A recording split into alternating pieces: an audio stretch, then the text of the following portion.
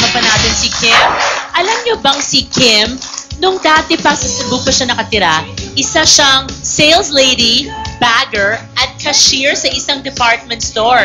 This was way back when she was in high school. Parang wala pa sa itsura niya, di ba? Akalain mo ng ba? auntie ko. Well, ngayon, ibang klaseng style naman ang gagawin ni Kim sa mga bags at slippers. Di ba, Kim? Susubukan natin gawin ngayon. At kasama po natin ngayon si Miss Mila, Susan, and Roxanne. At magtuturo sa atin kung paano gawin itong mga recycled bags na ito. Yes, gawa kasi to sa mga newspapers, sa mga recycled items. Ito parang feeling ko, ano nga to eh, bag ng chips. Okay, so ano ba yung first step natin? Paano ba itong gawin, ho?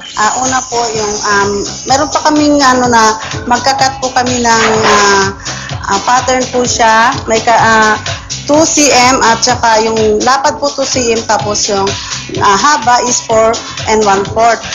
Ito po ipofold natin para maging ganito po siya. Bali, 4 na tupi po siya. At alam mo ba, nakakatulong din ito sa kalikasan because you're recycling things. At di ba po, pag may mga tao na magsusupply at ibibigay ng ganitong klaseng materialis sa inyo, may bayad din ho sila. Opo. Alam mo, ang members ng Kamay Crafts, most of them ay mga nanay from the urban poor areas. Ang mga members namin, lahat ay mga taga-urban communities, yung mga mahihirap at yung talagang walang mga trabaho. So Kim, nakita mo na ba to ever? Or is it your first time? Nakita ko yung mga ganito. Ito. Pero yung ito ngayon lang, first time. Di ba cute, metallic? Oo, ang ganda, no? Clutch bag. Bagay siya sa outfit ko. So Miss Susan, ano ba yung ginagawa niyo ho? So tinitiklop niyo lang? Opo. Sinisiksik po siya.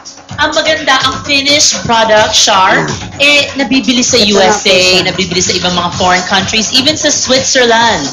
Ito talaga mga gusto nila, and gusto talaga nila makatulong. And what's nice, you can be creative. Hindi lang mga bags ang pwede niyo hong gawin dito, hindi lang mga slippers, but maraming bagay, just as long as you use your creativity. And of course, locally, sumasali din sila sa iba't ibang mga bazaars. So, sumali na lang kayo sa Rufa Child Bazaar, ha? Birthday ko yon sa June. At alam mo ba, Rufa, yung mga ganitong products, may nagsabi sa akin na binibenta nila sa Japan, yung parang Rodeo Drive nila, parang Beverly Hills doon, na halos 100 times mas mahal pa. Diba? Totoo ho yan, diba? Yes, ma'am. Talagang kasi yung customer po namin sa World Trade Center, dun sa American Women's Bazaar, ang sabi nila, itong items na ganito, binibenta raw sa US 10 times daw ang presyo. So, bali magkano ho yung presyo dito? Ito 120 po dito. 120. At sa abroad, magkano ho? 10 times daw po nilang binibenta yan. So, mga 1,000 plus. Girl, pwede na tayo mag-bit-bit sa States na ito, ibenta natin. Nakamita naman tayo, diba? O para masimula yung business career natin, businesswoman career, hindi ba, Kim? Oo, pwede nang mag-business na ganito pag wala ng artista. Ay, teka muna, Kim. Di ba pangarap mo talaga magkaroon ng sari-sari store in the future? Oo, yung parang marami akong binibenta sa isang tindahan. So, pwede na to. Oo. Pupuyat ako para dito. Okay, so yan ang natutunan natin today, Char. Maraming salamat sa inyo. And of course, Kim, invite everyone to watch tayong dalawa in your other shows. Yes, mga kapamilya, tayong dalawa po, Monday to Friday, pagkatapos po yan ng I Love Betty La Fea.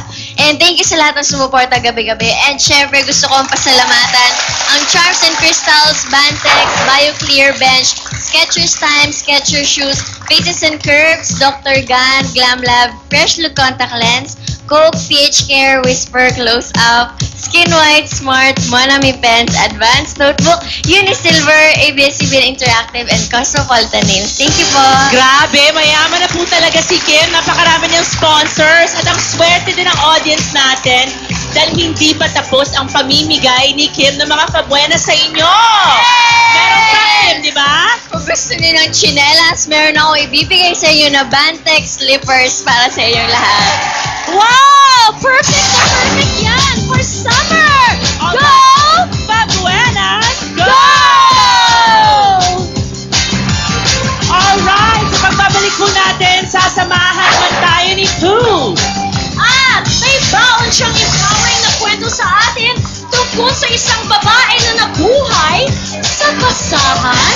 Ano kaya yan? Malalaman natin yan sa pagbabalik ng Rufa